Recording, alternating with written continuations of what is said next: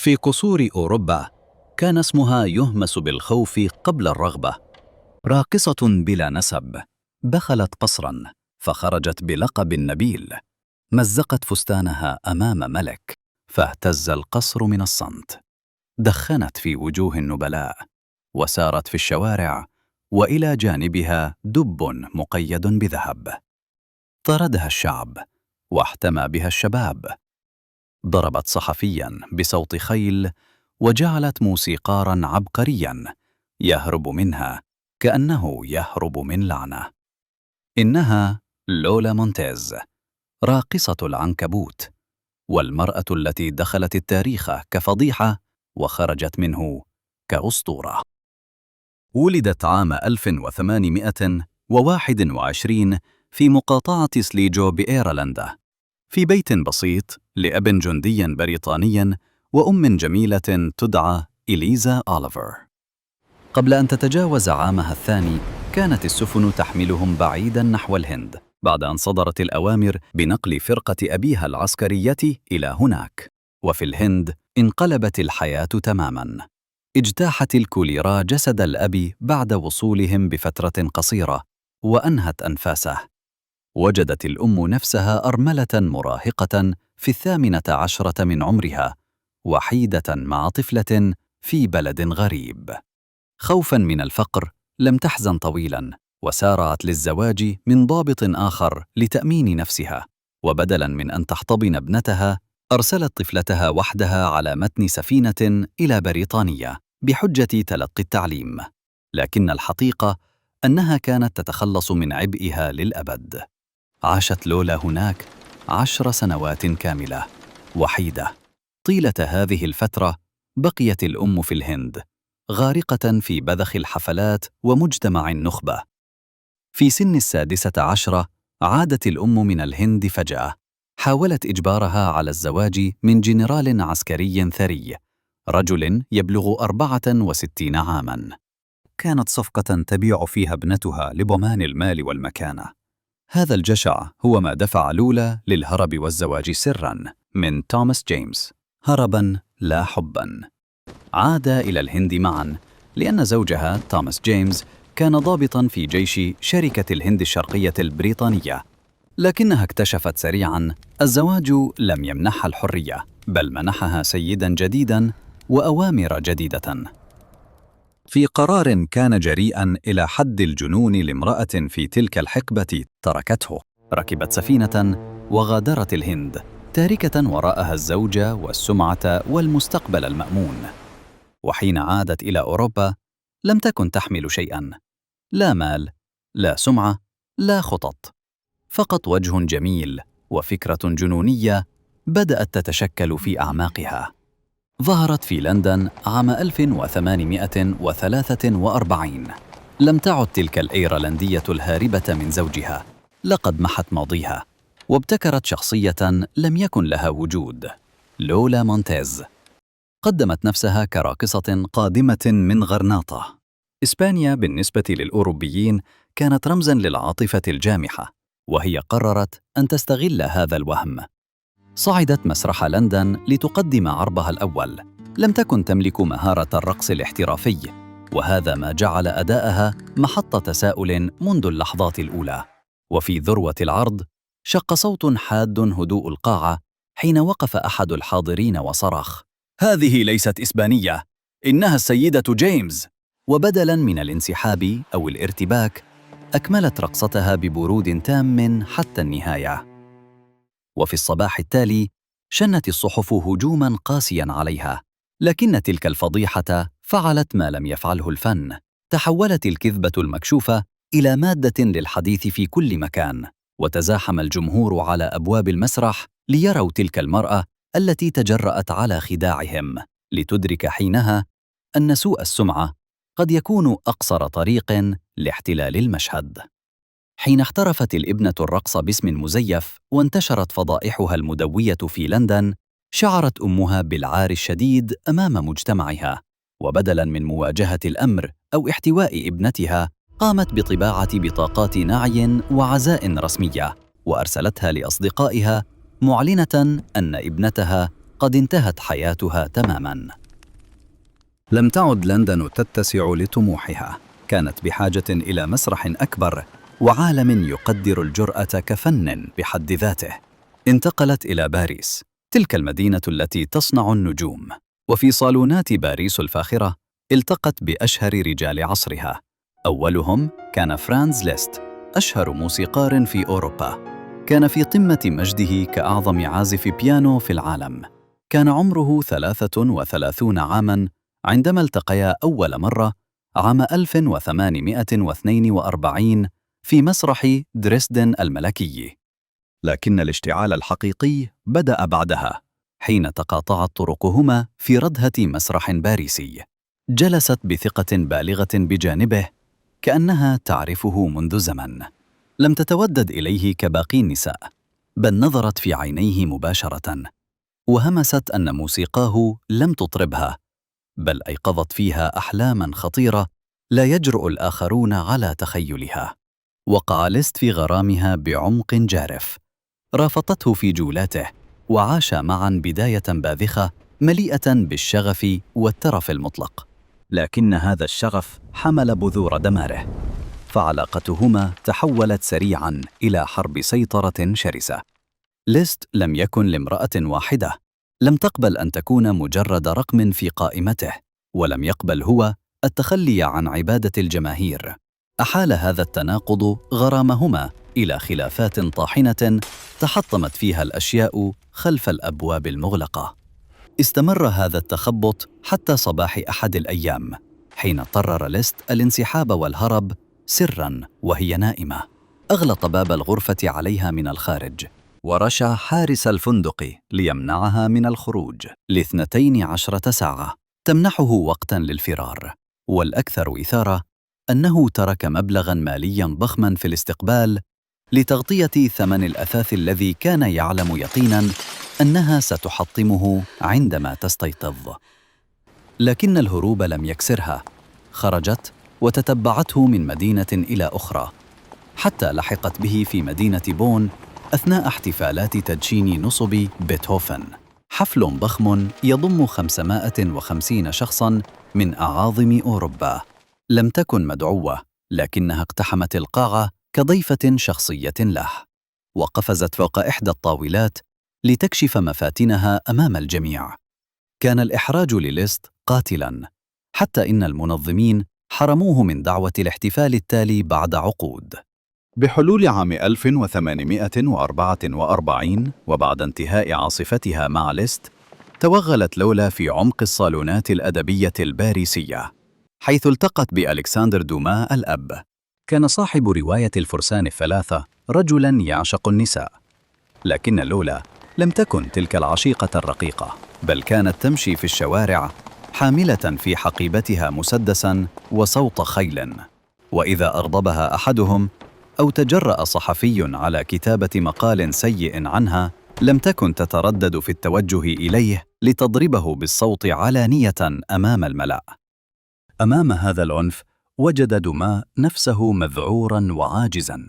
أدرك الكاتب أن الاستمرار معها يعني الاحتراق في نيرانها، فانهارت العلاقة سريعاً في صدام حتمي قاس. خرج دوما من هذه التجربة مسحوراً بقوتها، لكن ذكراها ظلت ترعبه، حتى أنه لخص تلك الرهبة في جملته الشهيرة: إنها تحمل العين الشريرة، وستجلب الحظ السيء لكل رجل يربط مصيره بمصيرها. ومع ذلك ظل صديقها حتى آخر أيامه.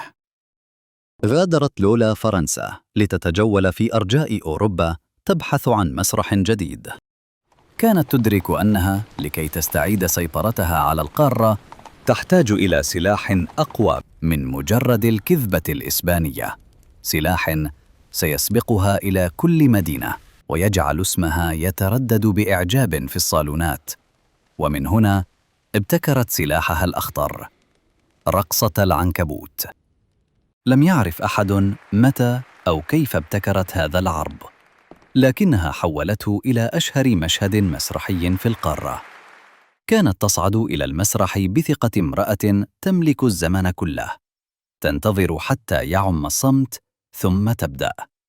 تنتفض فجأة وكأن عنكبوتاً ساماً قد تسلل تحت طيات فستانها المتعددة. هنا تبدأ اللعبة، حيث تمزج بين الذعر المفتعل والإغراء الصارخ. تهتز عنيفاً، تتلوى، وتبدأ في رفع طبقات ثيابها الحريرية إلى أعلى فأعلى للبحث عن المخلوق الوهمي، كاشفة عن ساقيها بطريقة كانت تعتبر خرقاً مزلزلاً لكل قواعد الحشمة في ذلك العصر المحافظ. لم تكن رقصة تقليدية، بل كانت تحدياً متعمداً لكسر المحرمات. جعل الجمهور ينقسم بين رجال يتسمرون في مقاعدهم مشدوهين أمام هذه الجرأة، وأشخاص يثورون باحتجاجات غاضبة، بل وتستدعى الشرطة أحياناً لإيقاف العرض. لكن النتيجة كانت دائماً واحدة: الكل يخرج ليتحدث عما رآه لكل من يقابله، لتصبح رقصة العنكبوت التذكرة الأغلى والأكثر طلباً في أوروبا. بعد أن طافت برقصتها الجريئة عدة مدن أوروبية، أدركت أنها بحاجة إلى مسرح أعظم وجمهور يملك النفوذ الحقيقي. لذلك وفي عام 1846 وضعت أنظارها على ميونخ، عاصمة مملكة باثاريا. لم تكن رحلتها عشوائية، بل قصدتها بحثاً عن عقود عمل في المسرح الملكي، فقد كانت تعلم جيداً أن حاكم بافاريا الملك لودفيغ الأول رجل متيم بالفن وعاشق معروف للجمال النسائي إلى حد الهوس، مما يجعله هدفاً مثالياً لسحرها المدروس. كان الملك لودفيغ الأول في 63 من عمره. كان يعيش فراغاً موجعاً، يتطلع إلى شيء لا يمكن للوحات الجامدة أن تمنحه إياه. وفي تلك اللحظة المفصلية اقتحمت لولا مجلسه لطلب تصريح لعرضها. لم تدخل بفستان بلاطي محتشم، بل بملابس ركوب خيل من مخمل أسود ضيق، حاملة صوتها بيدها كمروضة تدخل قفصاً.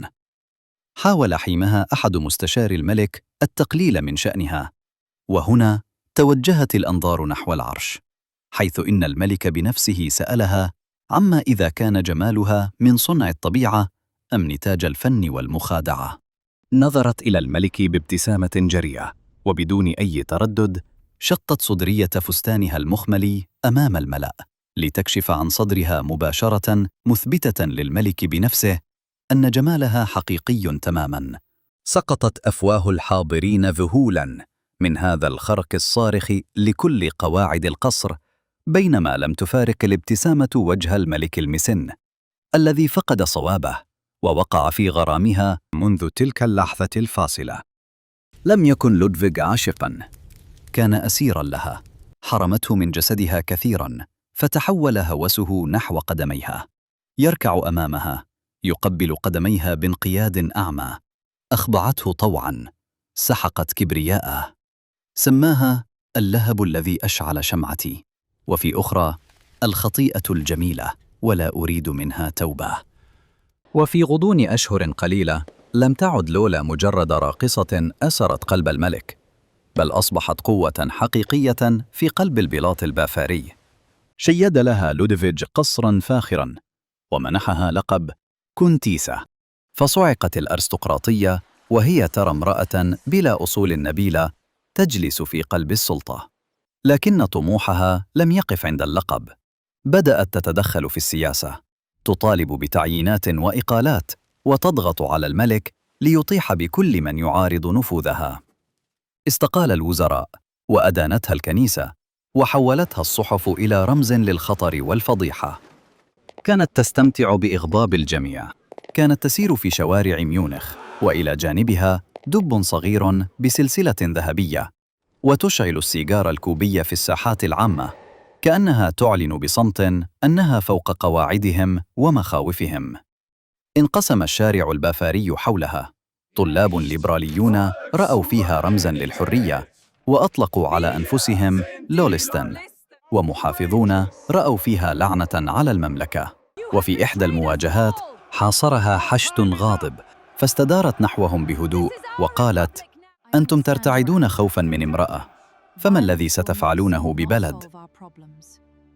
وعندما اشتعلت أوروبا في عام 1848 بربيع الأمم، لم تكن ميونخ بعيدة عن العاصفة، لكن الغضب هناك كان يحمل اسماً واحداً: لولا. تجمعت الحشود أمام قصرها، أغلقت الجامعة، واجتاحت الإضرابات المدينة. أمام هذا الطوفان وجد لودفيج نفسه بين حب أسره وعرش يتهاوى، فأصدر أمره المرير بطردها خارج البلاد.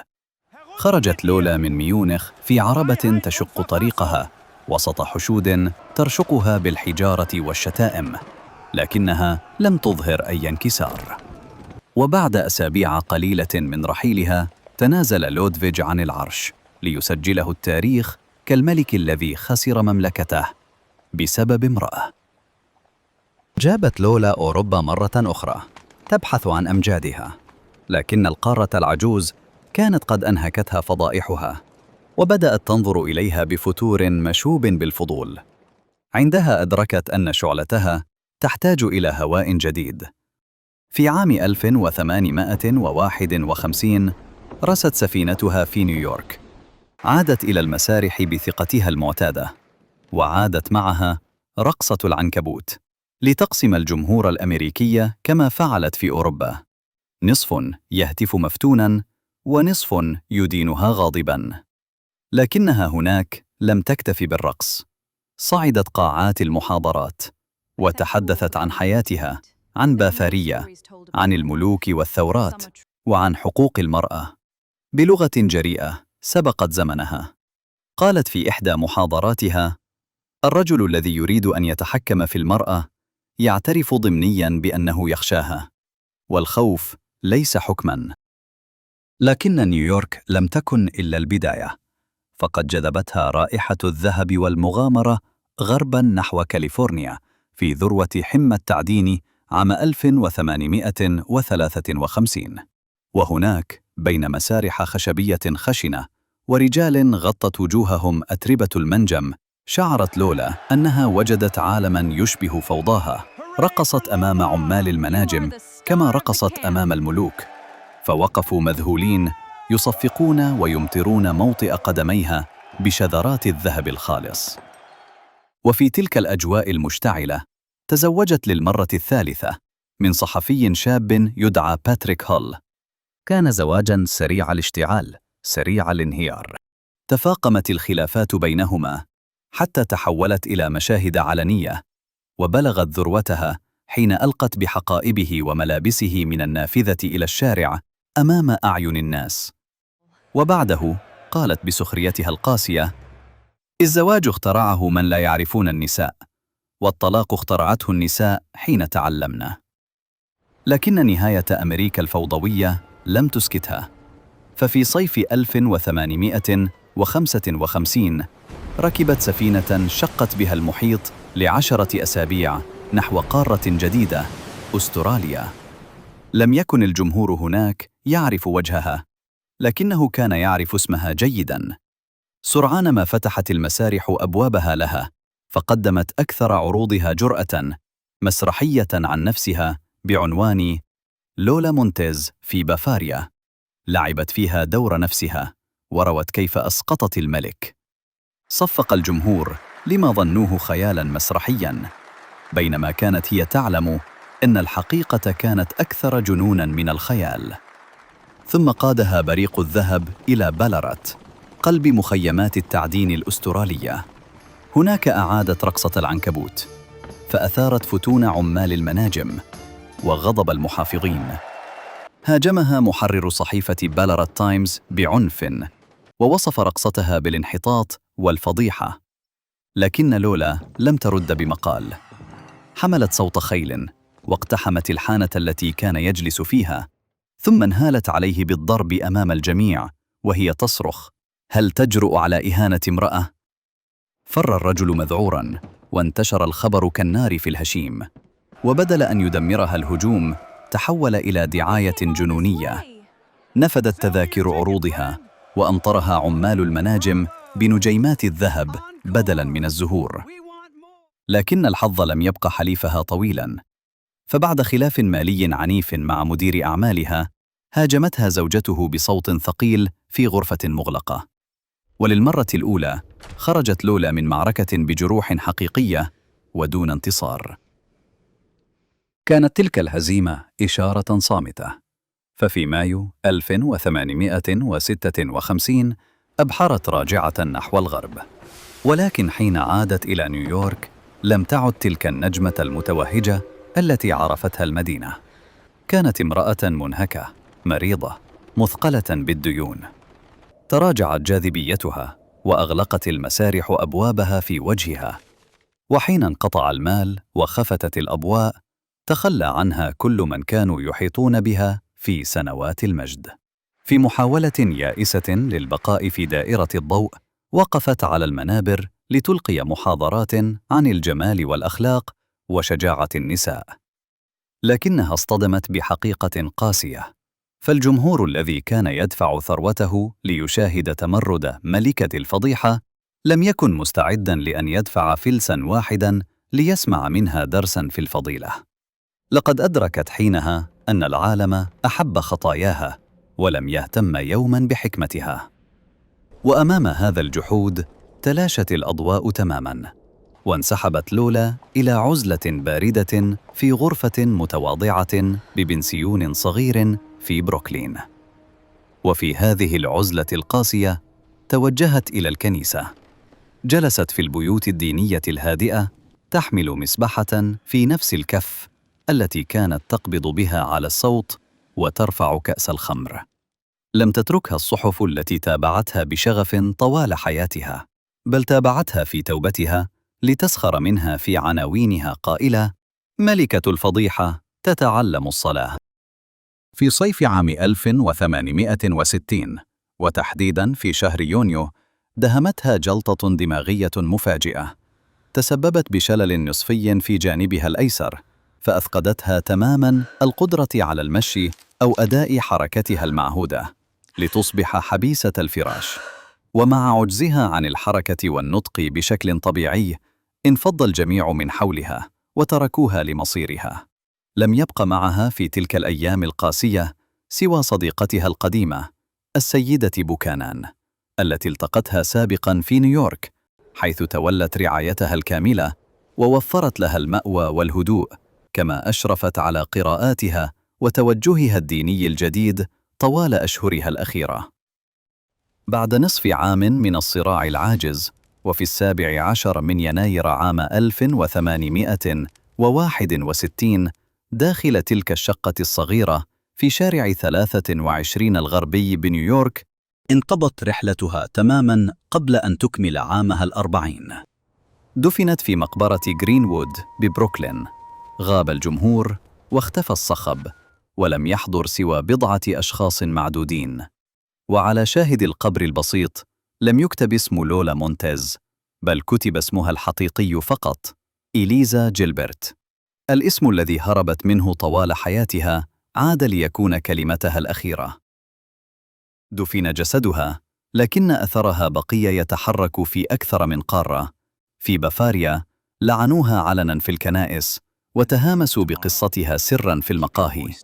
في أمريكا أطلق اسمها على جبل وبحيرات حقيقية مثل جبل لولا وبحيرات لولا مونتيز، لتصبح رمزاً للغرب الجامح. أما في أستراليا فتحولت إلى أسطورة مسرحية ألفت عنها عروض وأغان، وظلت بلارات تتذكرها كامرأة مرت من هناك. حتى المكان الذي ضربت فيه الصحفية سي كامب بقي يشار إليه كموقع معركة صغيرة في تاريخها، وكأن كل ما تركته خلفها من أثر كان يردد جملتها الأخيرة: سيتذكرني التاريخ، وهذا يكفيني.